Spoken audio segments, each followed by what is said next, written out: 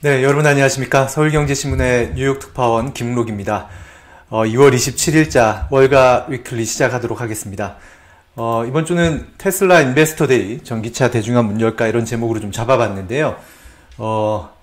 아무래도 지금 현재 증시가 물가, 소비, 그다음에 고용 이런 지표들이 워낙 이제 강세를 보이고 개선의 기미가 보이지 않아서 증시가 좀 부담이 되고 있는 형국인데 이번 주에는 그런 고용과 소비, 물가와 관련된 지표가 없습니다. 그래서 아마 미국의 경제 지표로 이제 그 증시가 흔들리는 그런 가능성은 이번 주는 크지 않는데요. 다만 이번 주에는 이제 아마 국내 투자자 중에서 이제 뉴욕 증시에 투자하시는 분들이 이제 가장 많이 투자를 하시는 곳 중에 한 곳이 아마 테슬라가 아닐까 하는데, 테슬라의 이제 굉장히 중요한 이벤트가 3월 1일로 예정되어 있습니다. 테슬라 인베스터 데이인데요. 그 인베스터 데이와 또 하나는 이제 꼽자면 연방준비제도의 그 인사들이 이번 주에 7분이 이제 8차례에 걸쳐서 외부 발언에 나섭니다. 근데 그 중에 한 분이 이제 오스탄 굴스비 시카고 연방준비은행 총재인데요. 올해 1월에 처음으로 취임을 하셨습니다.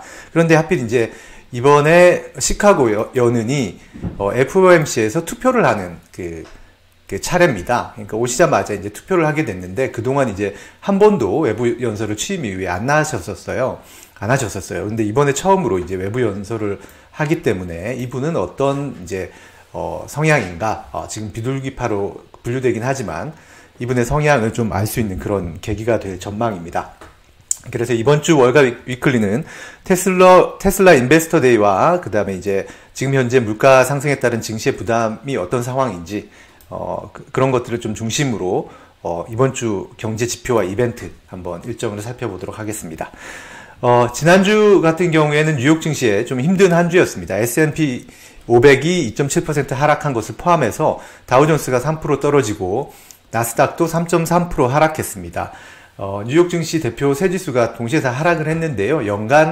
주간 하락 가장 큰 폭의 올 들어서 큰 주간 하락을 기록했습니다.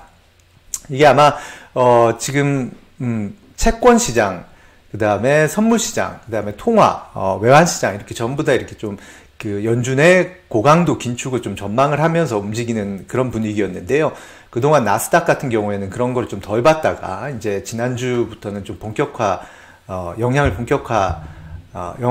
본격적으로 영향을 받는 모습입니다.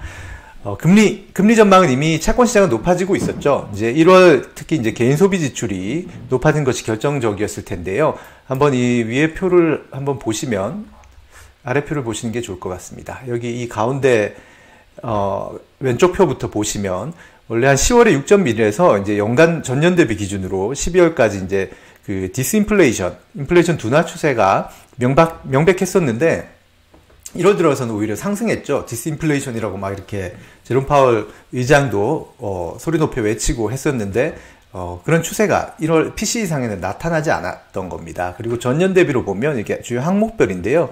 상품 전체, 서비스 전체 이렇게 4.7%, 5.7% 각각 오르면서 연준의 물가 목표인 2%를 훌쩍 넘어서 있는 모습을 보실 수 있습니다. 달러 인덱스도 그래서 많이 올랐습니다. 여기 저점이 2월 1일인데요. 101 정도였는데 지금 105.2 정도로 올랐습니다. 그만큼 이제 금융 환경에 부담이 이제 물가 부담, 그리고 고금리 전망 이런 것들이 이제 금융시장에 드러나는 것이죠. 지금 같은 그 PC를 가지고 어떤 얘기를 했냐면, 세테라 인베스트먼트 같은 곳에는 만약에 연준이 지난 회의 때 이번 지표를 가지고 있었다면 아마도 기준금리를 0.25%포인트가 아니라 0.5%포인트 인상했을 것이다. 기자회견도 많이 달랐을 것이다. 이렇게 했는데, 이게 뭐 돌려서 말해서 그렇지, 당시 제롬 파월 연준 의장이 디스인플레이션이 이제 시작됐다고 말할 수 있다. 처음으로 이번 긴축 주기에서 디스인플레이션이 시작됐다고 말할 수 있다라고 얘기를 했는데, 그런 발언도 아마 이번 지표를 본 다음이라면 못했을 것이다 라는 얘기를 하는 것 같습니다. 이제 인플레이션이 이제 다시 오르는 이유가 이제 고용이 너무 좋고 1월 달에 51만 7천 명의 고용이 발생했죠. 그리고 소비도 3%나 올랐습니다. 그런 이제 고용이 좋고 소득이 안정이 되니까 그 사람들이 돈을 쓴다. 그리고 돈을 쓰니까 수요가 늘어나서 인플레이션이 올라간다. 이것이 이제 지금 현재 1월의 경제 국면인데요. 이런 분위기니까 이제 다음 수순은 당연히 이제 연준이 긴축을 더 하겠구나 이렇게 보는 것이죠. 그래서 채권은 지난주 금요일 날 4.814%로 마감을 했습니다. 근데 그게 2007년 4월 이후에 가장 높은 추세고요. 수준입니다. 그 다음에 이제 달러 인덱스는 아까 말씀드린 105를 넘어서서 지난 7주 동안 최고치입니다. 한 주 상승은 1.35% 달러 지수가 올랐는데 9월 말 이후에 주간 가장 빠른 속도로 오른 주였습니다. 가장 높이 올랐을 때는 114 이런 기억도 남아있는데요. 아직 그만큼은 아니지만 이제 강달러 시대가 끝났다라고 생각을 했었는데 인플레이션 불안이 이렇게 오니까 또다시 달러가 좀 오르는 모습이죠. 그리고 이제 선물 시장의 연준의 피봇 전망도 사라졌습니다. 이제 금리 정점은 5.5%까지 오를 것이다, 상단이. 이런 것들은 이제, 전주 이미 올라와 있었는데, 그래도 마지막 12월이면 한 번 정도 0.25%포인트 정도의 한 단계 정도의 금리 인하를 할 것이다. 그래서 피봇이 연내 있긴 있을 것이다 라는 게 그동안의 선물시장의 전망이었는데 1월 PCE가 나오면서 그마저도 사라졌습니다. 그래서 지금 보면 12월에도 상당히 5.5%에 머물 확률이 가장 높습니다. PCE가 나오면서 달라진 거거든요. 그리고 이제 이게 CME 홈페이지 상에서는 나오지는 않지만 이게 선물거래 내재 금리를 이렇게 따르게 보면 12월에도 피봇이 없는 것은 물론이고 1월까지도 피봇이 없는 걸로 지금 전망하고 있습니다. 굉장히 지금 현재 상황을 보면 현재 물가 추세를 보면 디스인플레이션이 돼서 곧 인플레이션 국면이 끝나겠구나라고 생각했던 게 오판이었다라는 걸 좀 시장이 많이 느끼고 가격에 반영하는 그런 모습이죠. 금융 환경만 이런 거 느껴보면 좀 지난해 여름이랑 좀 비슷한 느낌도 들죠. 그러니까 인플레이션은 불안하고 연준은 계속 긴축을 할 것 같고 채권 금리는 치솟고 달러도 치솟고 이런 건데 물론 그때보다 강도가 좀 덜하지만 국면은 좀 비슷하다는 느낌이 듭니다. 그래서 조금 조심을 해야 한다라는 분위기가 실제로 좀 많이 나옵니다. 이렇게 쭉 외신이라든지 보고서 같은 걸 읽어보면 1월까지만 해도 좀 반반이랄까요? 좀 낙관론과 좀 조심해야 된다. 좀 거시 환경이 아직까지 어떻게 될지 모르니까 조심해야 된다. 이런 게 반반이었다면 지금은 확실히 좀 제 개인적인 느낌이라서 정확하진 않지만 부정적인 이야기가 좀 늘어난다라는 게 조금 저는 개인적으로 좀 느껴지는데요. 월가 쪽집 집계로 불리는 모건 스탠리의 마이클 윌슨, 이분 작년에 주식 투자 전략가 1위로 꼽혔습니다. 월가에서. 이분은 현재 주가가 놓인 지점이 이제 에베레스트나 고산지대, 히말라야 고산지대에 산소가 부족한 데스존이다 이렇게 표현을 했습니다. 그 이유는 이제 예를 들어서 국채를 투자하고 주식을 투자를 했을 때 주식은 이제 조금 더 이제 국채보다 위험 투자니까 프리미엄이 있어야 되잖아요. 수익률이 높아야 이제 주식에 투자를 할 텐데 그 프리미엄 수준이 지난해 10월에는 270bp였는데 지금은 150bp로 줄어들었다. 산소가 부족해졌다라는 거죠. 그래서 지금 고산지대, 위험의 지대라고 하는 겁니다. 그러니까 지금은 주식의 적정 가치는 떨어지는 데 비해 가격은 높아서 조금 위험하니까 조심하라. 이런 취지로 이제 그런 얘기를 했고, 특히 이제 최근 노랜딩 시나리오에 대해서도 한마디 하셨는데, 속임수다, 속임수. 현혹시키는 거다라고 이렇게 일축을 하셨습니다.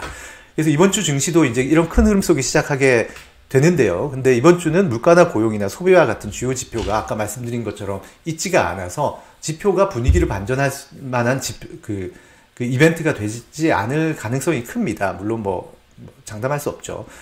그래서 지금 현재 예정된 바로는 이제 연준 인사들의 발언, 그리고 이제 개별 기업과 산업 이슈가 이제 좀 증시에 좀 더 실적 이런 것들이 영향을 미칠 것 같은데요. 대표적인 이벤트가 테슬라의 인베스터 데이라고 볼 수 있겠습니다. 1일날 열립니다. 1일날 열리는데 시간이 아직 예정이 안 돼 있습니다. 1일 저녁에 열릴 것이다 라고 하는데, 그렇게 치면 한국으로는 2일 새벽이 될 수도 있겠네요. 2일 새벽에 이제 열릴 수 있겠는데, 이때 이제 테슬라가 마스터 플랜 3를 발표를 합니다. 테슬라가 이제 장기 계획을 이렇게 종종 10년에 한 번 이 정도로 발표를 하는데, 2016년에 마스터 플랜 2를 발표했고, 이번에 마스터 플랜 3를 발표하는데 굉장히 이제 많은 내용이 담길 것으로 전망이 되는데, 현재에서 이제 좀 주목하는 몇 포인트를 세 가지만 좀 보면, 이게 사실은 가장 큰 포인트입니다. 이제 저비용 모델 전용 플랫폼을 공개할 것인가. 머스크가 지난해 10월 이미 모델 3의 반값 전기차 플랫폼을 개발 중이다라고 얘기를 했는데요. 이제 플랫폼이 어떻게 될 것인가, 뭐 그런 것들이 이제 나올 수 있다라는 거죠. 모델 3가 지금 현재 그 테슬라 라인업 중에 가장 저렴한 모델인데 한 47,000달러에서 57,000달러, 그러니까 우리나라 돈으로 한 5천만 원, 6천만 원 정도 수준이 될 것 같습니다. 그런데 그게 이제 3만 달러 수준, 3만 달러 이하, 전후 이 정도로 이제 나올 수 있다라는 건데, 그게 이제 전기차 시장 자체에서 가지는 의미가 크다는 겁니다. 전기차 시장 확대의 새로운 국면이 될 수 있다라는 건데요. 그때 당시에 이런 얘기가 나올 때 당시에 아크 이제 캐시우드가 하는 아크의 이제 샘 코러스 애널리스트 같은 경우에는 이제 6만 달러대 전기차는 그 전체 시장의 5% 이하지만 3만 달러는 50%까지 이제 전기차의 시장 확장이 가능하다. 수요를 10배로 키울 수 있다라고 이렇게 아주 흥분을 해서 그때 썼었습니다. 그때 이제 아크는 다들 아시다시피 이제 기술 혁신에 이제 긍정적으로 보기 때문에 그런 점을 좀 고려해서 봐야 되겠지만, 아크뿐만이 아니에요. 이제 모건 스탠리뿐만이 아니고 밑에도 좀 나오겠지만, 여기 나오네요. 웨스퍼 같은 경우도 현재 자동차 라인업을 다 하면 전체 자동차 시장이 55% 정도의 그 라인업과 경쟁을 할 수 있지만, 만약에 이제 새로운 이제 그 플랫폼을 통해서 3세대 차량을 이제 생산을 한다면 그 정도 가격대는 이제 전체 자동차 시장의 95%를 다 커버할 수 있게 된다는 얘기다. 테슬라가 이제 전체 자동차 시장과 사실상 경쟁을 할 수 있게 된다라는 얘기입니다. 고급 모델부터 대중 모델까지. 그래서 이제 굉장히 좀 중요한 이벤트 중에 하나다. 이렇게 얘기를 나옵니다. 근데 이제 양산 모델이나 일정이 공개될 것인지, 이거는 뭐 아직 좀 미정이라고 하네요. 두 번째는 사이버 트럭입니다. 사이버 트럭은 이제 여기서는 이제 미국에서는 그 픽업 차량 같은 거를 픽업 트럭을 많이 쓰거든요. 타거든요. 근데 이제 2019년에 이런 걸 만들겠다, 이렇게 사이버 트럭을 이렇게 공개를 했는데, 이제 하반기 이제 양산이 시작될 전망입니다. 사이버 트럭은 아마 사진 보시면 아실 텐데 이겁니다. 이런 거 한번 사진으로 보셨죠? 굉장히 독특하게 생긴. 이게 이제 올 하반기 초기 양산, 내년 대량 양산 이렇게 예정이 돼 있는데, 이번에는 근데 어떤 얘기가 나올지 뭐 아직 정해지지는 않았지만 나올 수 있는 얘기가 이제 소재에 대한 얘기를 할 수 있다. 최근에 이제 이틀 전에 한국에도 울트라 하드 콜드 워크 스틸 얼로이라는 이런 거에 대한 소재에 대한 특허를 취득했다, 이런 소식이 전해졌는데, 이 특허 출원 서류에서 이런 표현이 있대요. 충돌 발생 시 외부 충격에서 보호하기 위해 어떤 추가 가공도 필요하지 않다, 어떤 트리트먼트도 필요하지 않다. 그래서 굉장히 좀 생산성을 어떤 추가 가공이 필요하지 않다라는 건 생산 비용이 아껴질 수 있다라는 거죠. 기존 설계에다가 소재만 있으면 충분한 안전을 확보를 할 수 있기 때문에 생산성 있게 만들 수 있다라는 겁니다. 비용이. 이거에 대해서 이제 얘기를 하고 있는데, 뭐 재원은 이렇다고 하고요. 주문 예약이 이미 꽉 찼다고 합니다. 그러니까 적어도 출시 초기에 만약에 출시를 했는데 평이 안 좋을 수 있잖아요. 평이 안 좋아서 막 그럴 수는 나중에 그렇게 될 수 있지만, 적어도 평이 본격화되기 전에는 출시 초기에 매출 성장에 기여할 수 있다, 이런 분석들이 좀 나와서 소개를 드립니다.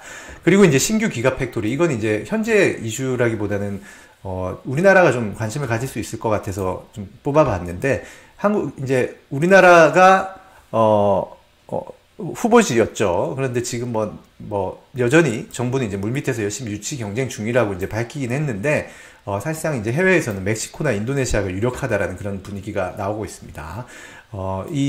신규 기가 팩토리와 함께 또 이제 배터리 생산, 에너지 저장 장치, 충전 네트워크, 그 다음에 모델 3의 업그레이드 계획, 테슬라 로봇 등등이 이제 이런 얘기가 나올 수 있겠다, 그 전망이 나오고 있습니다. 그래서 이번 인베스터 데이 이후로 만약에 투자자들을 만족시킨다면 상대적으로 테슬라뿐만이 아니고 비아디라든지 루시드 같은 경쟁사 주가에도 영향을 미칠 수 있을 것이다, 이런 분석이 나옵니다. 그 다음에 이번 지표 일정을 좀 본격적으로 마지막으로 좀 보겠습니다. 일정별로 정리된 표니까요. 한번 이거는 읽어보시면 될 것 같고, 늘 그렇듯 노란색은 연준 관계자들의 외부 발언을 정리한 것입니다. 외부 발언에 나서는 분은 7분이고요. 이 중에 투표권을 가지신 분 19분이 이제 토론을 하시고 12분이 투표를 해서 통화 정책을 정하는데 필립 제퍼슨, 크리스토퍼 월러, 미셸 보먼 이 세 분의 연준 이사는 투표권을 가지고 계시는데 이번 주에 연설을 하시고요. 그리고 오스탄 구스비 시카고 연은 총재, 로리 로건 댈러스 연은 총재가 이번 주에 또 투표권을 가진 분으로서 연설을 하십니다. 그래서 이번 주 7분 중에 연설을 하시는 7분 중에 5분이 투표권을 가진 분이십니다. 참고로 하시면 될 것 같고요. 오스탄 구스비 총재는 그 블룸버그나 웨스파고를 기준으로 비둘기파로 분류가 됩니다. 그런데 1월 취임한 뒤에 외부 발언을 한 적이 없기 때문에 이번 연설 내용에서 만약에 통화 정책에 대한 내용을 담고 있으면 이제 오스탄 구스비 총재가 정확하게 어떤 성향인가를 파악하는데 조금 도움이 될 수 있을 것 같습니다.